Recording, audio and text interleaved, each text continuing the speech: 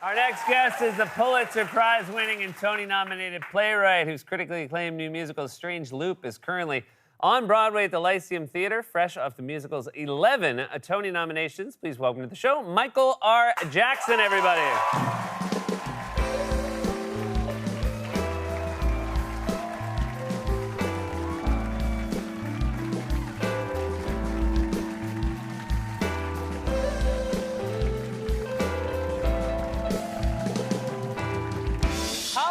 Michael. I'm doing pretty great, Seth. You've already won a Pulitzer. You are now nominated 11 times for the Tony Award. Is it sinking in exactly how people have responded to your show?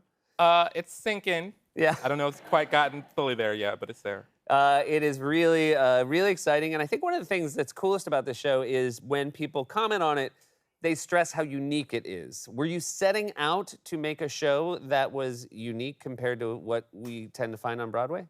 I mean, when I first set out to work on this show, I was 23 years old. I was just writing like a sort of life raft for myself. So I definitely wanted it to be, specific and nuanced and complex, but I had no real thoughts about what anybody else would think about it. So did that put less pressure on you because you weren't setting out to, make this thing that would take the world by storm? Yeah, because like back then, no one cared who I was, at all. So I was like, I'll just do whatever I want. And you've referred to it as not autobiographical, but self-referential. Yeah. What is the distinction there? For me, autobiography sort of suggests that there's a one-to-one ratio of events to my life. And I would say it's more emotionally autobiographical. I felt everything that the protagonist feels, but we have different life experiences and the details are different. So it is about an usher, named Usher. Mm-hmm. You were a Broadway usher. I was indeed. Do you feel like that was a skill or an experience, I should say, that made you more skilled in trying to write a musical like this? Yes, because I didn't want to usher anymore, so I needed to write something that could propel me out of that life. Yeah. But did you get a chance to see a show after show after show? Oh, I saw more than show after show after show. Yeah. I mean, I was constantly in the back, in the back of the house of the Lion King, night after night, watching the animals, watching the people down the aisle. So.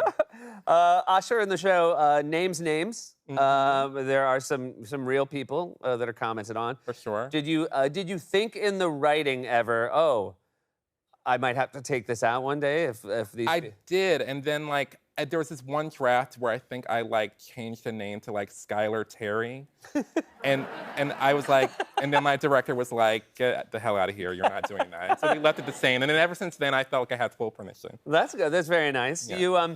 So the song tonight is called Inner White Girl, mm-hmm. and so again, this is self-referential. This is something that is true of you. Can you speak a little bit about what this song's about? Yeah, I sort of, as a teenager, was as angsty as you could get, and I was just coming out and just feeling, sad and emo all the time.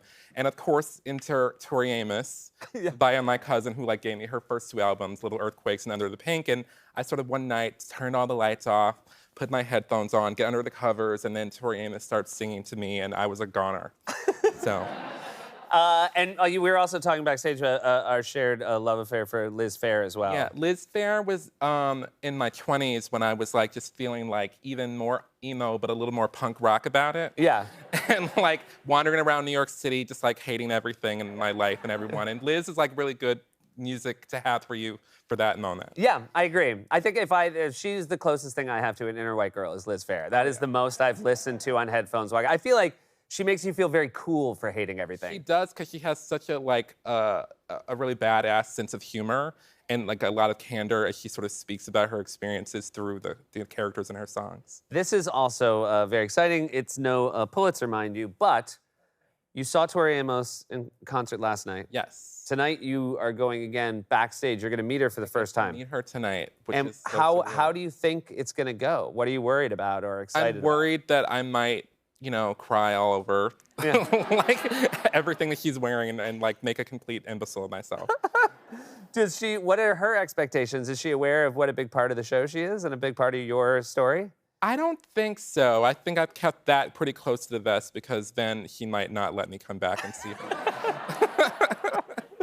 Now, after the success of the show, you know, it must be so exciting. It was this Monday when you find out about all the nominations. Like, do you now have what is your anticipation leading up to the Tonys? Is it mostly just excitement? Do you think you'll get nervous as it gets closer? I'll definitely get nervous, but it's excitement, especially just for me because like I get to celebrate so many of the people in my company. And that for me in a lot of ways was way more exciting than any nomination I got because I've been working with a lot of these people in the cast for up to 15 years and like on this show. And so getting to like celebrate them for me is gonna be like the best part. So this is, I mean, I think this is really because I think people might read about this show and hear about this show and think that this was like an overnight success. Oh yeah, but so I think overnight. that's a really important thing for people who, Yeah, George W. Bush, like it just been like re-elected or elected like when I was first working on this. So. Yeah, so sometimes I think it's a good, I don't know, a good reminder that sometimes you have to put your nose to the grindstone and push through a lot of stuff. Yeah, I think like for me, the thing that I learned about making art and working on this piece is that it's worth it to take your time. And that's something I always tell like young students when I talk to them and they're sort of like ready to like put their work on an assembly line and for it to, you know, chart, you know, at #1 2 minutes later. I'm like, no, I spent 18 years working on a musical, so good luck. Do you think if you looked back, I mean, I'm sure you still have it, but how massively different is what it is now versus the first time you put it down on the page? I mean, it's different in the sense that, like, when I started it, it was a monologue. Yeah. And now it's like a musical. But, like, the core ideas and the feelings that I was trying to capture are the same. So I've been sort of really trying to track that all the way from the beginning. Well, I'm very excited that we get to see a performance tonight. And thank you so much for being here. Congratulations on everything. Thank you. Michael R. Jackson, everybody, A Strange Loop is playing at the Lyceum Theater. And you can now stream tracks from the Broadway cast recordings.